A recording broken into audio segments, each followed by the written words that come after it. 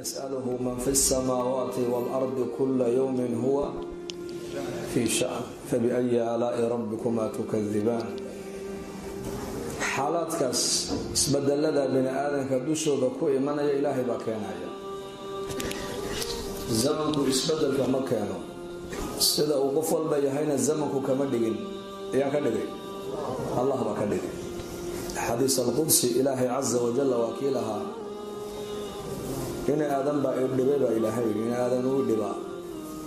وني أفلق هذا يا إلهي وحو إن آدم يقول لبا marka uu yiri ilaahay wiil buu yeeshay subhanallah markaas ilaahay anigu ma dhalo laymana dhalo kali baan ahay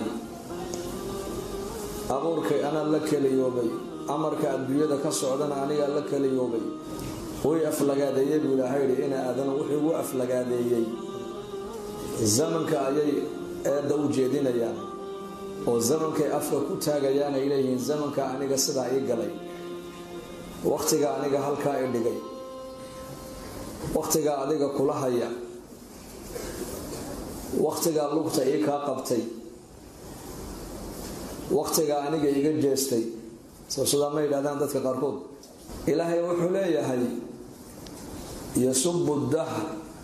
wa ana ad-dahr ba ilaahay إن آدم زمنكو أفلقادينيا وقتكو عايا وقتكو نبا إلى هيدي وقت ماشي مجري وعنيقا با إلى هيدي وضدك حالات كان لسو درسا يبا إلى هيلي وقت كان يا مجري عنيقا كان يبا إلى هيلي أنا كان عيا كي فقيرك أها فقرك إلهي با أقدري كغنيك إلهي با غندا أقدري كبوكنا بوكتانت إلهي با أقدري كعافماتك حيانا عافماتك إلهي با أقدري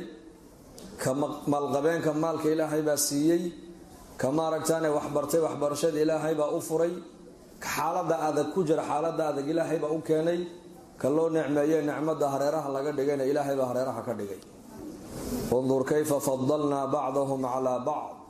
وللآخرة أكبر درجات وأكبر تفضيلا بإلهي اقبى نبي محمد لقوي عليه الصلاة والسلام هذه اقبى لقولي هي sida bani aadanka aan u kala sarreysiinay baa ilaahay u kala fadilnay aakhirana saasa bani aadanku u kala fadilan yihiin oo way kala sareeyaan kala sareynta adduunyadu macna ma leh laakiin kala sareynta aakhira la kala sareyn doona ayaa weyn oo macna weyn ku fadhida baa ilaahay leeyahay kala sareynta adduunyadu waa 60 sano weeyaan waa 70 sano weeyaan waa 50 sano weeyaan way dhamaan oo kii maal qabeenka ahaa baritoola uu dhiman kii madaxa baritola madaxtinimada waa laga qaadi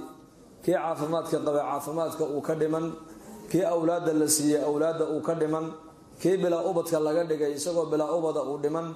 kala fadlaadan adduunka layni kala sareysiyay baa ilaahayna leeyahay waa tug gaaban oo qofka bini aadanka ka istaagaysa laakiin kala fadlaada aakhira bini aadanka la kala fadlay taasi bini aadanka kama dhamaatay baa ilaahay tii rasmiguna waa ta dambe